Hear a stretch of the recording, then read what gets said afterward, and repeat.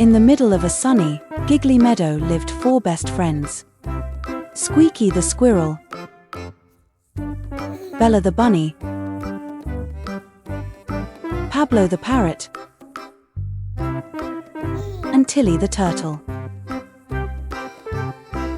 One day, the 4 friends planned to go on a picnic. Let's have a big picnic today. Yes.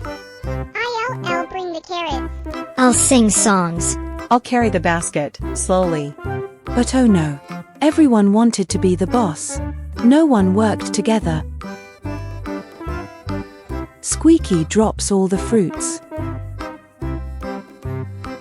Bella can't open the mat. Pablo sings loudly, but no one listens.